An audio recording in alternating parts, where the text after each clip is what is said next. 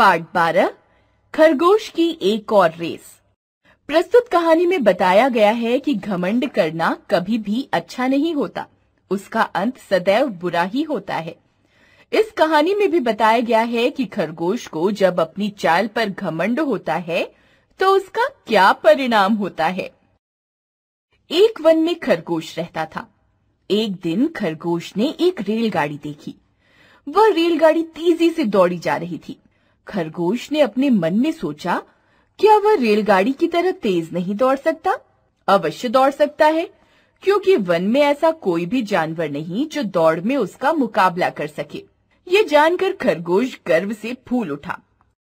दूसरे दिन फिर खरगोश की नजर एक रेलगाड़ी पर पड़ी। बस फिर क्या था, खरगोश रेलगाड़ी के साथ दौड़ पड़ा। कुछ दूर जाकर रेलगाड़ी एक स्टेशन पर खड़ी हो गई। वह एक सवारी गाड़ी थी जो हर स्टेशन पर खड़ी होती थी। उधर खरगोश दौड़ता ही रहा।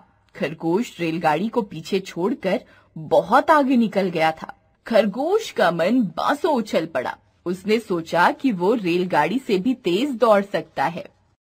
अब खरगोश अपने सामने किसी को कुछ भी नहीं समझता था। वो सबसे यही कहता कि वन में उसके समान कोई भी नहीं है, क्योंकि उसने दौड़ में रेलगाड़ी को भी पछाड़ दिया है। वन के सभी जानवर खरगोश की बातों में आ गए। वे सचमुच खरगोश को सबसे अच्छा मानने लगे और आदर से नमन भी करने लगे। उसी वन में एक ऊदबिलाव भी रहता था।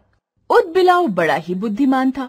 उसे इस बात पर बिल्कुल भी विश्वास न हुआ कि खरगोश रेलगाड़ी से भी तेज दौड़ सकता है।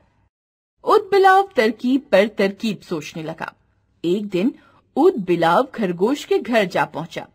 उसने खरगोश की बड़ी प्रशंसा की और कहा कि सचमुच ही वन में वह सबसे श्रेष्ठ है। फिर उसे वन का राजा क्यों न बनाया जाए? खरगोश को भला ये क्यों इनकार होता? वो मन ही मन खुश हुआ और वन का राजा बनने के लिए तैयार हो गया। पर ऊदबिलाव ने खरगोश के सामने एक शर्त रखी। उसने कहा कि वो जंगल के सभी जानवरों को इकट्ठा करेगा। खरगोश को सबके सामने रेलगाड़ी के साथ दौड़कर ये दिखाना होगा कि वह रेलगाड़ी से भी ज्यादा तेज दौड़ सकता है। खरगोश ने ऊदबिलाव की शर्त तुरंत ही मान ली, क्योंकि वो घमंड में फूला हुआ था। वो अपनी मूर्खता के कारण यही समझता था कि वो रेलगाड़ी से भी ज्यादा तेज दौड़ सकता है। एक दिन सुबह का समय था। जंगल के सभी जानवर एक पेड़ के नीचे इकट्ठे हुए। ऊदबिलाव ने खरगोश की बड़ी प्रशंसा की। उसने कहा, खरगोश आज सबके सामने दौड़कर ये दिखाएगा कि वो रेलगाड़ी से भी तेज दौड़ सकता है। फिर हम सब खरगोश को अपना राजा बनाएंगे। ऊदबिलाव अपनी बात पूरी ही कर पाया था कि सामने से रेलगाड़ी आती हुई दिखाई दी। खरगोश रेलगाड़ी को देखते ही उछला और रेलगाड़ी के साथ साथ दौड़ पड़ा। वह मालगाड़ी थी और कई स्टेशनों के बाद खड़ी होती थी। रेलगाड़ी की चाल भी बड़ी तेज थी। रेलगाड़ी सर्र सर्र भागती हुई खरगोश से आगे निकल गई। खरगोश उछल उछल कर दौड़ने लगा। खरगोश ने रेलगाड़ी को पकड़ने की बहुत कोशिश की, पर वो बहुत पीछे छूट गया था। फिर भी वह उछल उछल कर दौड़ता ही रहा। वह रेलगाड़ी को पकड़ने में इतना अंधा हो गया था कि कांटों की झाड़ी में जा गिरा और लहूलुहान हो गया। खरगोश कांटों की झाड़ी में तड़प तड़प कर दम तोड़ने लगा। ऊदबिलाव जंगल के सभी जानवरों के साथ खरगोश के पास पहुंचा। उस समय खरगोश दम तोड़ रहा था।